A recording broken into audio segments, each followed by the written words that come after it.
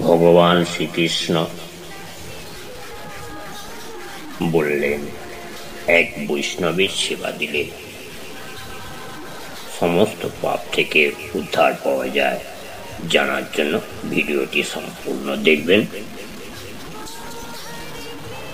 অর্জুন শ্রীকৃষ্ণকে বললেন, আমি আমার ভাইদের এবং রাজ্যের বহু প্রজাদের নিহত হয়েছে, এতে তো আমার পাপ লেগেছে।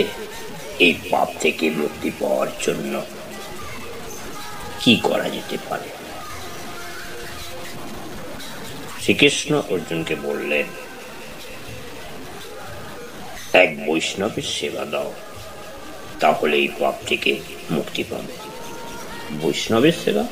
বলছে, হ্যাঁ, বৈষ্ণবের মতো যদি বৈষ্ণব হয়, তার সেবা দিলে পাপ থেকে মুক্তি পাওয়া যায়।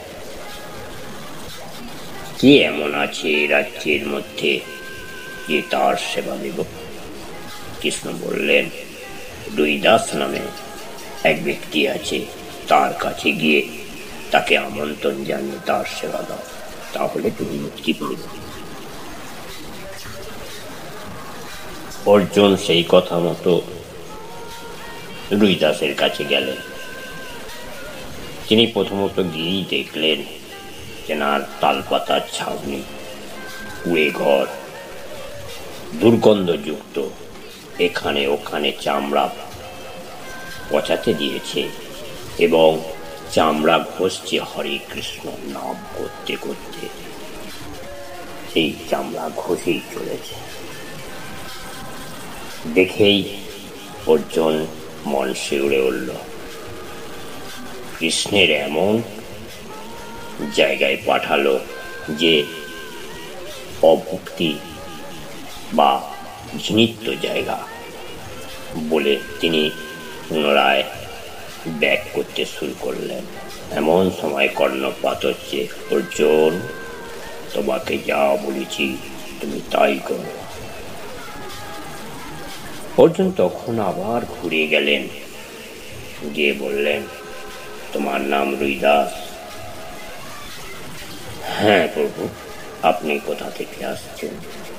বলে, আমি রাজসভা থেকে আসছি। তোমাকে আমার এই সভায় একটা ভোজনের আয়োজন করা হবে, সেই ভোজনে তোমাকে আমন্ত্রণ জানাতে এসেছি। রুইদাস বললেন, হরে কৃষ্ণ হরে কৃষ্ণ।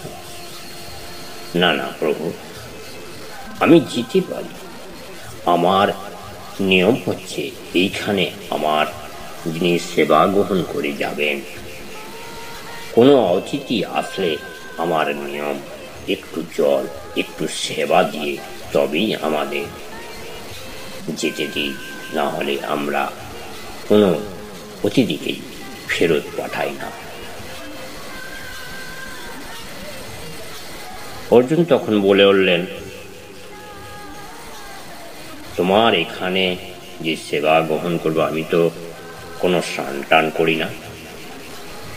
বললে, হ্যাঁ, আমি তেল দিচ্ছি, আপনি স্নান করুন, যথারীতি একটু ভোজন করে তবেই আপনি যাবেন। সেই কথা মতো তিনি তেল নিলেন। তেলটি কোনো রকমে অভক্তি শ্রদ্ধায় তিনি মাথায় ছিটিয়ে দিলেন। ভাবলেন, তেল যখন ছিটিয়েছি, স্নান তো আমায় করতেই হবে। অর্জুন রুইদাসকে বললেন, রুইদাস, তাহলে কোথায় স্নান করব? তিনি নিয়ে গেলেন অদূরে একটি ডোবায়। ডোবাটা দেখিয়ে দিলেন, ওই ডোবাতে আপনি স্নান করে ফেলুন। অর্জুন সেই ডোবার কাছে গিয়ে দেখলেন চামড়া পচাতে দিয়েছে, আর বড় বড় পোকা একবারে ভর্তি। সে কি দুর্গন্ধ জল! বললেন, এখানে আমি স্নান করব? এই জলে স্নান করলে আমার সব অপবিত্র হয়ে যাবে বলে পুনরায় ব্যাক করছেন। এমন সময় কর্ণপাত করছে। অর্জুন, তোমাকে যে জায়গায় পাঠানো হয়েছে তুমি তাই তাই করে তবেই তুমি আসবে। অর্জুন তখন মনে মনে চিন্তা করল, এমন পাল্লায় পড়েছি, আমাকে সেইগুলি করে যেতে হবে বলে ভাবলেন যে ওই জলে একটু মাত্র ঢেউয়ে আমি 2 ফোঁটা ছিটে মেরে নেব, তাহলেই আমার স্নান হয়ে যাবে বলে অর্জুন যখন সেই ডোবার জলটিকে নাড়াতে থাকেন, নাড়িয়ে শটটি যখন সরে গেলেন, দেখলেন ভেতরে গঙ্গা প্রবাহিত হচ্ছে। অর্জুন বলে উঠলেন, মা তুমি এখানে? গঙ্গা মা বলে উঠলেন, দেখো অর্জুন, আমি বহুদিন ধরে এখানে অপেক্ষা করছি ওই রুইদাসের চরণ পাওয়ার জন্য। কারণ ভক্তের ওপরে ভগবান নয়, ভগবানের ওপরই ভক্ত। আমি ওই ভক্তের চরণ স্পর্শ পেলে তবেই আমি উদ্ধার পাব। সেই কারণেই এইখানে অপেক্ষা করছি। কোনোদিন পাই না এই জলে পা দিতে, সেই জলে যেদিন পা দেবে সেই দিন আমি তার চরণটা পাব, এই আশায় বসে আছি। অর্জুনের তখন মন শিউরে উঠল, মা গঙ্গা যদি ওই রুইদাসের চরণ পাওয়ার জন্য যদি অপেক্ষা করতে পারে, তাহলে আমি এই জলে স্নান করতে পারবো না কেন? অর্জুন সেই জলে যথারীতি স্নান করলেন, করে তিনি আসলেন রুইদাসের কাছে। রুইদাস একটি চামড়া পেতে দিলেন, বসো। একটি পাতা নিয়ে আসলেন, সেই পাতাতে উনি অন্ন দিলেন। রুইদাসকে বলছেন, রুইদাস তোমার সেবা না, আগে অতিথি ভোজন, তারপরে তো আমার ভোজন। অতিথি ভোজনের পর অবশিষ্ট যেটা থাকে সেটাই আমি ভোজন করি। ও বলে অর্জুন সেখানে ভোজন করলেন। ভোজন টোজন করার পর রুইদাস অবশিষ্ট অংশ ভোজন করলেন। অর্জুন রুইদাসকে বললেন, আমাদের রাজসভায় একটা ভোজের আয়োজন করা হচ্ছে, আপনার আমন্ত্রণ জানানো রইল। আপনি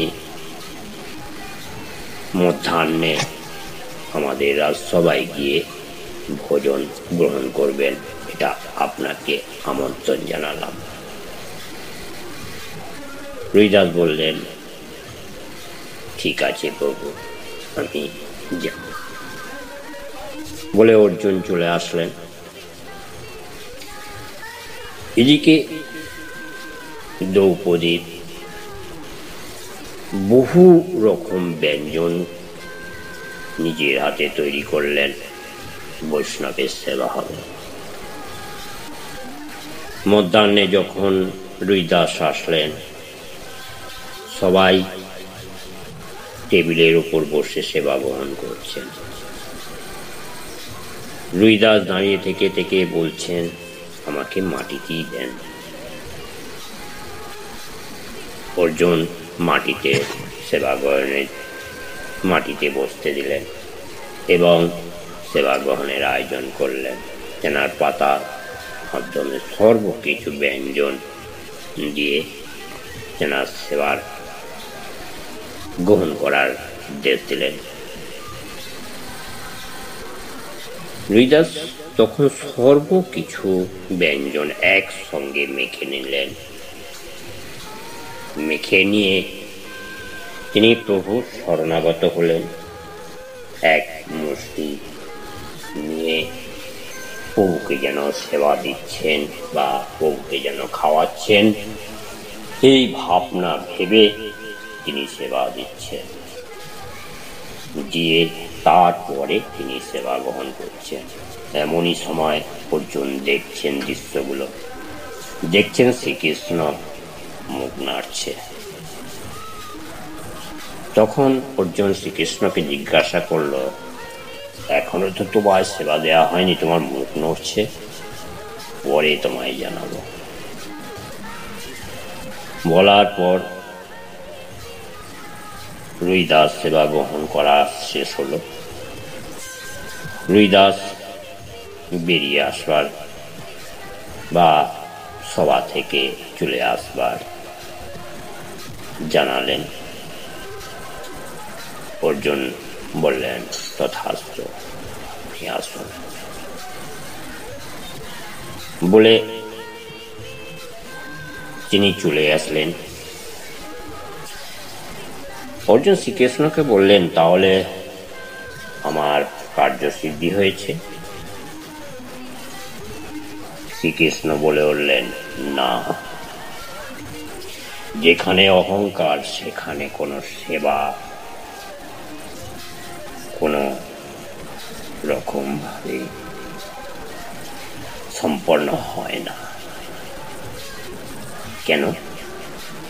দ্রৌপদীর মনে মনে চিন্তা করেছি, আমি এত সুঘোর ভাবে এত ভালো করে রন্ধন করেছি, কার কোনটা টেস্ট রুইদাস তো কিছুই বুঝল না। তারা কেমন বৈষ্ণব, সব একসঙ্গে মেখে প্রণাম করে নিজে ভোজন করে চলে গেলে। এই জন্যই বলে, কার স্বাদ কি করে বুঝবে। উচিত ছেলে তো। এই অহংকারের জন্য তোমার কার্যসিদ্ধি হয়নি। তাহলে পুনরায় আবার সেবার গ্রহণের আয়োজন করো। যতক্ষণ স্বর্গের এই আয়োজনে পূর্ণ হলে তবেই স্বর্গের ঘণ্টার ধ্বনি বাজবে, তখন বুঝবে যে আমার কার্যসিদ্ধি হয়েছে। অর্জুন শ্রীকৃষ্ণের কথা মতো আবার রুইদাসকে আমন্ত্রণ জানালেন। রুইদাস আসলেন। এবারে অর্জুন সিংহাসনে বসিয়ে তার সেবা দেওয়ার আয়োজন করলেন। রুইদাস প্রথমত সম্মতি হলেন না, কিন্তু অর্জুন বললেন, না, এটা প্রভুর আদেশ, শ্রীকৃষ্ণের আদেশ। তখন সেই জায়গায় তিনি ভোজনে বসলেন। আবার সে দেখলেন একই রূপ, তিনি সর্বকিছু একসঙ্গে মেখে এক মুষ্টি নিয়ে প্রভুর শরণাগত হলেন। দেখলেন শ্রীকৃষ্ণের মুখ নড়ছে।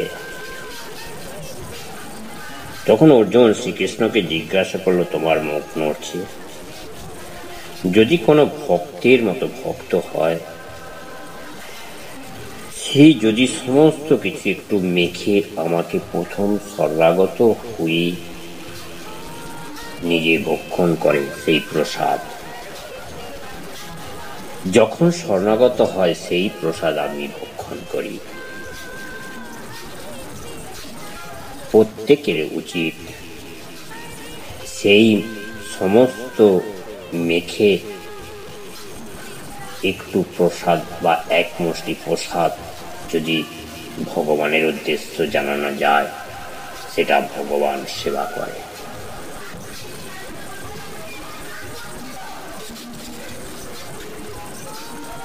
অর্জুন বলল, তাহলে রুইদাসের তো সেবা গ্রহণ হলো, বললে কিছু দক্ষিণা দাও। কিছু দক্ষিণা দেওয়ার পর স্বর্গের ঘণ্টার ধ্বনি বেজে উঠল। বেজে ওঠার পর শ্রীকৃষ্ণ বলল, তোমার কার্য সিদ্ধি হয়েছে। এইভাবে বৈষ্ণবের মতো বৈষ্ণব যদি হয়, তার যদি কেউ সেবা দেয়, শুধু নিজের কাছ থেকে নয়, 5 বাড়ি থেকে ভিক্ষা করে নিয়ে এসে সেবা দেয়, তাহলে সে পাপ থেকে উদ্ধার পেতে পারে। আমাদের বহু রকম বহু কিছু পাপ করে থাকে, সেই পাপ থেকে উদ্ধার করার জন্য বৈষ্ণবের সেবা দিলে, ভিখারির সেবা দিলে, প্রভুর সেবা দিলে, তাহলে তাদের মুক্তি পেতে পারে। ভিডিওটি ভালো লাগলে অবশ্যই লাইক করবেন, নতুন হয়ে থাকলে সাবস্ক্রাইব করে দেবেন। আপনাদের লাইক ও সাবস্ক্রাইব আমাকে নতুন নতুন ভিডিও করতে উৎসাহিত করবে।